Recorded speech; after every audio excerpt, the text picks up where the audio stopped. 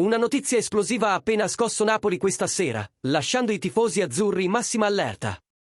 Siamo tornati con un altro aggiornamento imperdibile sul nostro amato Napoli, portando informazioni direttamente dai retroscena, con quel tocco esclusivo che trovi solo qui. Come sempre, la nostra missione è quella di tenerti un passo avanti su tutte le mosse che possono cambiare il futuro del club. Quindi lascia subito un like, iscriviti al canale e attiva la campanella, perché ciò che arriva ora promette di generare moltissima discussione. Il giornalista specializzato di mercato Emanuele Cammarotto, durante il programma Napoli Magazine in diretta su Radio.0, ha affermato che il Napoli è vicino a risolvere una necessità antica e molto discussa: l'acquisto di un vice per Giovanni Di Lorenzo. Questo intervento era già previsto durante l'estate scorsa, ma un infortunio inaspettato di Lukaku cambiò le priorità della dirigenza. Il club dovette muoversi rapidamente sul mercato per sostituire l'attaccante belga, e il piano per rinforzare la fascia destra finì per essere rimandato. Ora, con la finestra di gennaio alle porte, il Napoli intende correggere questa lacuna.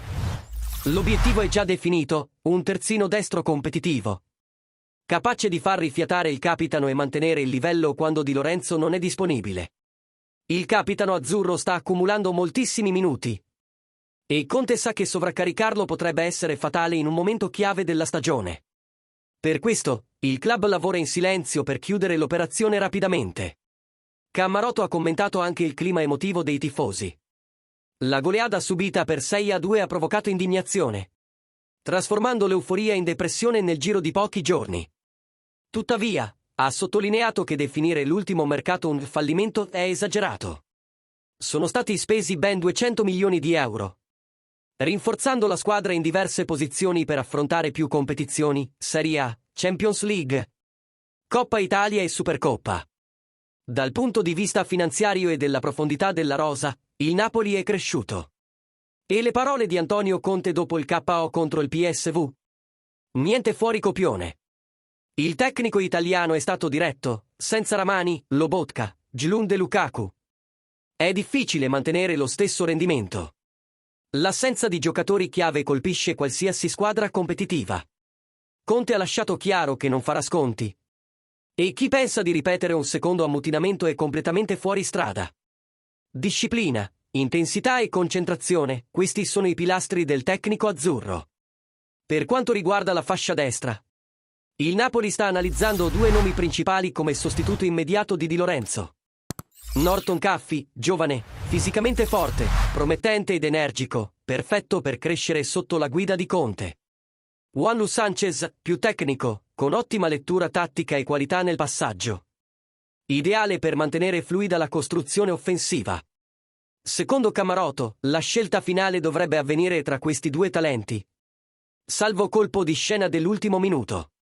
Inoltre, altri nomi restano nel radar in maniera discreta. In fondo, il direttore sportivo Giovanni Manna ama lavorare in silenzio. Questo acquisto è più importante di quanto sembri. Preserva la condizione fisica di Di Lorenzo, evita improvvisazioni difensive, offre profondità al sistema tattico di Conte. Perché in una stagione lunga, con infortuni, trasferte e stanchezza, chi ha una panchina forte arriva più lontano. E ora vogliamo sentire te, tifoso azzurro. Chi dovrebbe essere il vice di Lorenzo? Norton Caffey o Juanlu Sanchez? Il Napoli ha fatto bene a priorizzare questo acquisto per gennaio? Quale altro reparto necessita di un rinforzo immediato? Commenta qui sotto, la tua voce fa parte di questa ricostruzione. E naturalmente, se ami questa copertura esclusiva e vuoi rafforzare il nostro lavoro, lascia un super thanks potente che aiuta tantissimo il canale a crescere. Forza Napoli sempre!